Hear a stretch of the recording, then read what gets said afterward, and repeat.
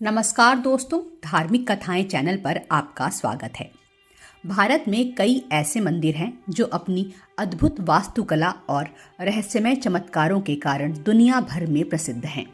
कई मंदिरों में तो ऐसे राज हैं जिन्हें आज तक वैज्ञानिक भी नहीं समझ पाए हैं। आज की इस वीडियो में हम आपको भारत के उन 10 सबसे रहस्यमय मंदिरों के बारे में बताएंगे जिनकी कहानियां आपको चौंका देंगी। तो इस वीडियो को अंत तक जरूर देखें। पहला है शनि शिंगणापुर मंदिर। ये मंदिर महाराष्ट्र के अहमदनगर जिले के शिंगणापुर गांव में है।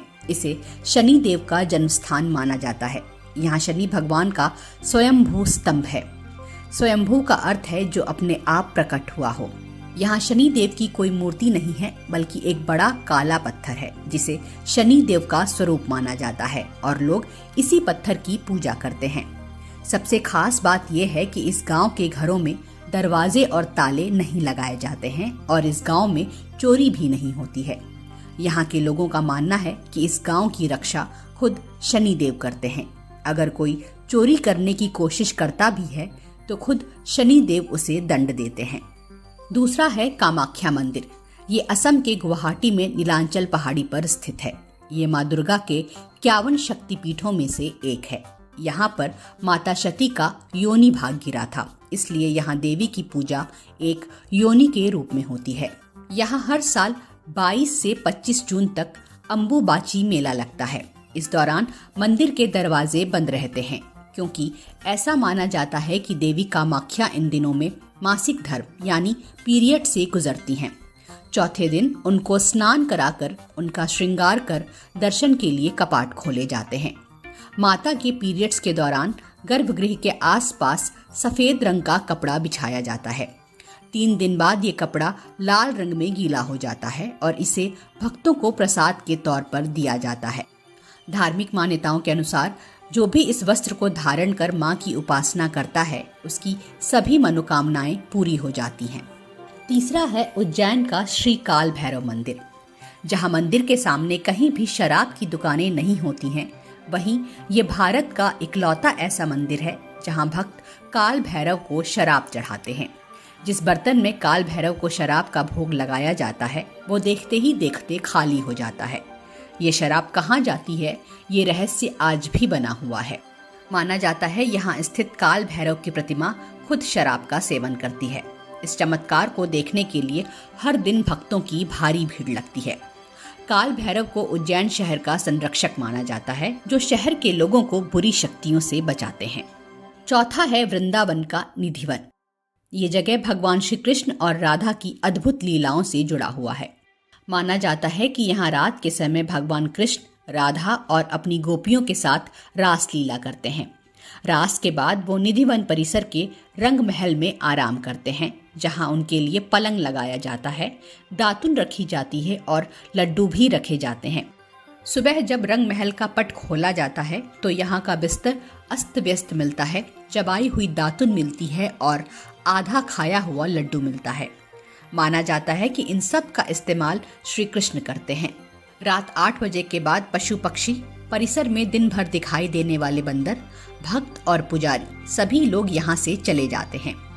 माना जाता है कि जिन लोगों ने भी ये रासलीला देखने की कोशिश की, वो या तो पागल हो गया या उसकी मृत्यु हो गई। कुछ श्रद्धालु बताते हैं कि रात के समय यहाँ भगवान कृष्ण की बांसुरी की मधुर ध्वनि सुनाई देती है। पांचवा है आंध्र प्रदेश के लेपाक्षी गांव में स्थित वीरभद्र मंदिर। इसे हैंगिंग पिलर टेम्पल के नाम से भी जाना जाता है। ये मंदिर भगवान शिव के रुद्र अवतार वीरभद्र को समर्पित है। इस मंदिर में कुल 70 खंबे हैं। इसमें से एक खंबा ऐसा है जो जमीन से जुड़ा हुआ नहीं है। ये खंबा रहस्यमयी तरीके से हवा में लटका हुआ है। लेपाक्षी मंदिर के इस अनोखे खंबे को आकाश स्तंभ भी कहा जाता है। देश विदेश के इंजीनियर भी इस रहस्य को अब तक नहीं सुलझा पाए हैं। ऐसी मान्यता है कि खंबे के नीचे से कुछ निकालने से घर में सुख समृद्धि आती है। यहाँ मंदिर परिसर में नंदी की विशाल मूर्ति है, जो एक ही पत्थर से तराशी गई है। ये भारत की सबसे बड़ी नंदी प्रतिमाओं में से एक है। छठा है तमिलनाडु का तिरुपति बालाजी मंदिर, जिसे श्री वेंकटेश्वर मंदिर के नाम से भी जाना जाता है। ये मंदिर भगवान विष्णु के एक रूप भगवान वेंकटेश्वर को समर्पित है। ये भारत के सबसे प्रसिद्ध और धनी मंदिरों में से एक है। यहाँ की प्रतिमा ऐसी लगती है जैसे भगवान विष्णु खुद यहाँ विराजित हों। हैरान करने वाली बात यह है कि यहाँ पर भगवान की मूर्ति को पसीना आता है। पसीने की बूंदें आप खुद सामने से भी देख सकते हैं, इसलिए इस मंदिर का तापमान हमेशा ठंडा रखा जाता है। आज तक किसी को पता नहीं चला कि ये कैसे होता है। इसके अलावा यहाँ के गर्भगृह में जलने वाले दीपक कभी नहीं बुझते हैं, जबकि इसमें कभी भी तेल या घी नहीं डाला जाता है। ये कितने हजार सालों से जल रहे हैं ये किसी को पता नहीं है। 7वां है हिमाचल प्रदेश के कांगड़ा घाटी का ज्वाला मंदिर। इसे जोतावाली और नगरकोट के नाम से भी जाना जाता है। ये मंदिर 51 शक्तिपीठों में शामिल है। इस जगह पर माता सती की जीभ गिरी थी। मान्यता है कि इस मंदिर की खोज महाभारत काल में पांडवों ने की थी। इस मंदिर की खास बात यह है कि यहाँ माँ ज्वाला देवी बिना मूर्ति के अग्नि के रूप में विराजमान हैं। इस मंदिर में हजारों साल से माँ के मुख से अग्नि निकल रही है, जिसके पीछे का कारण अब तक पता नहीं चल पाया है। यहाँ सदियों से बिना तेल बाती के प्राकृतिक रूप से 9 ज्वालाएं जल रही हैं, जो 9 देवियों का स्वरूप मानी जाती हैं। इन लगातार जल रही अग्नि की लपटों का स्रोत आज तक वैज्ञानिक भी नहीं पता लगा पाए हैं। कहा जाता है कि मुगल सम्राट अकबर ने भी एक बार ज्वाला देवी की अग्नि को बुझाने की कोशिश की थी, लेकिन वो असफल रहा। अपनी हार मानकर उन्होंने मां को सोने का छत्र भेंट किया, लेकिन वो छत्र तुरंत काले रंग का हो गया, जो यह दर्शाता है कि मां को अहंकार पसंद नहीं है। 8वां है मध्य प्रदेश के बुरहानपुर के पास असीरगढ़ किले का गुप्तेश्वर महादेव मंदिर। इस मंदिर का रहस्य महाभारत काल के योद्धा और द्रोणाचार्य के पुत्र अश्वत्थामा से जुड़ा हुआ है। श्री कृष्ण ने अश्वत्थामा को अनंत काल तक धरती पर भटकने का श्राप दिया था। लोगों का कहना है कि उसकी आत्मा आज भी यहाँ भटकती है और जो उसे देख ले उसका मानसिक संतुलन बिगड़ जाता है।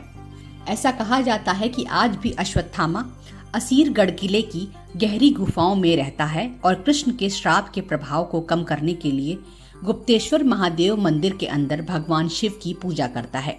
यहाँ के पुजारियों का मानना है कि सुबह मंदिर के पट खुलने से पहले ही वो भोलेनाथ की पूजा करके चले जाते हैं। यहाँ शिवलिंग पर हर सुबह ताज़ा फूल और गुलाल चढ़ा मिलता है, जो अपने आप में एक रहस्य है। 9वां है करणी माता का मंदिर। ये राजस्थान के बीकानेर के देशनौक में है। इसे चूहों वाला मंदिर भी कहा जाता है। इस मंदिर में करीब 25,000 से भी ज्यादा चूहे हैं। इन्हें काबा कहा जाता है। यहाँ इन्हीं की पूजा होती है। यहाँ पर भक्तों को चूहों का जूठा प्रसाद दिया जाता है। यहाँ चूहों को विशेष भोजन जैसे दूध, लड्डू और मिठाइयाँ दी जाती हैं। इन चूहों को मारना या नुकसान पहुँचाना बहुत बड़ा पाप माना जाता है। यहाँ अगर गलती से कोई चूहा मर जाए तो इसके बदले सोने या चांदी का चूहा बनवाकर मंदिर को दान करना होता है। इसलिए यहाँ पैर उठाकर चलने की बजाय लोग घसीट कर चलते हैं, ताकि कोई चूहा पैरों के नीचे ना आ जाए। सभी चूहों में सफ़ेद चूहों को खास तौर से पवित्र माना जाता है, क्योंकि उन्हें करणी माता और उनके पुत्रों का अवतार माना गया है। चूहों की इतनी बड़ी संख्या होने के बावजूद यहाँ किसी प्रकार की बीमारी फैलने की खबर नहीं आती है। ये वैज्ञानिक और धार्मिक विद्वानों के लिए एक रहस्य बना हुआ है। 10वां है गुजरात के कवि कंबोई गांव का स्तंभेश्वर महादेव मंदिर। शंकर भगवान का ये मंदिर दिन में 2 बार समुद्र में समा जाता है और इसी वजह से ये मंदिर इतना अनोखा है।